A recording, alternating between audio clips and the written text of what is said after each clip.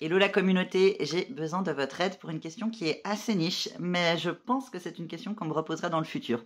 Alors du coup, je vais être un petit peu plus large que précis dans cette question. Elle est à destination des parents d'enfants qui ont de l'hypermobilité symptomatique.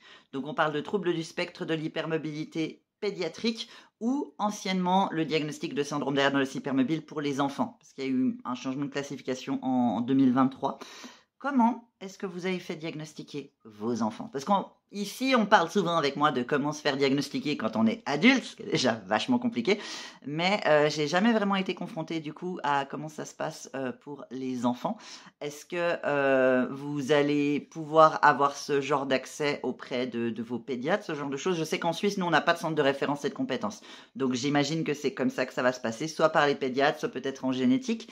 En France, en Belgique, au Québec, ailleurs, j'ai aucune idée de comment ça se passe et ça m'intéresse vraiment du coup d'avoir des retours. Comment est-ce que vous amenez ça au pédiatre? Est-ce que vous avez fait des listes de signes où vous voyez des signes d'hypermobilité chez vos enfants et les affections musculo-squelettiques qui va avec? Si par exemple vos enfants se plaignent de douleurs aux chevilles, s'ils ont des difficultés pour écrire, s'il y a des scolioses, des trucs comme ça, que vous listez tout en mode regardez, ça c'est quand même assez convaincant.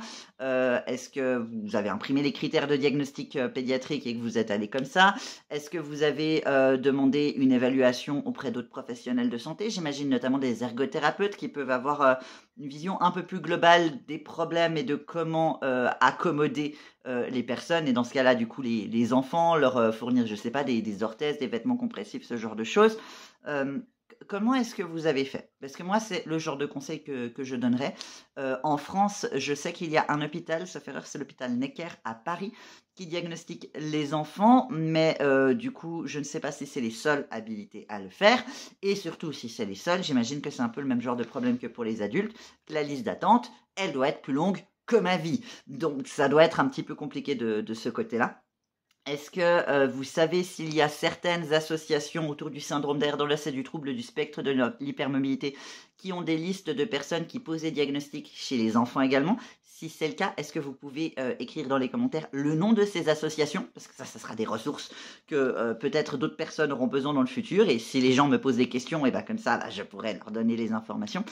Bref, du coup, les parents, si vous avez des idées, des ressources sur comment conseiller d'autres parents pour trouver un diagnostic et du coup des aides, des accommodations pour les enfants qui ont de l'hypermobilité et des troubles musculo-squelettiques, principalement des douleurs, très très volontiers en commentaire ou en vidéo ou en n'importe comment. Ça m'intéresse avec plaisir. Et tout ce qu'on m'enverra en privé à titre informatif, je partagerai les ressources à une personne que je connais qui cherche à diagnostiquer son enfant.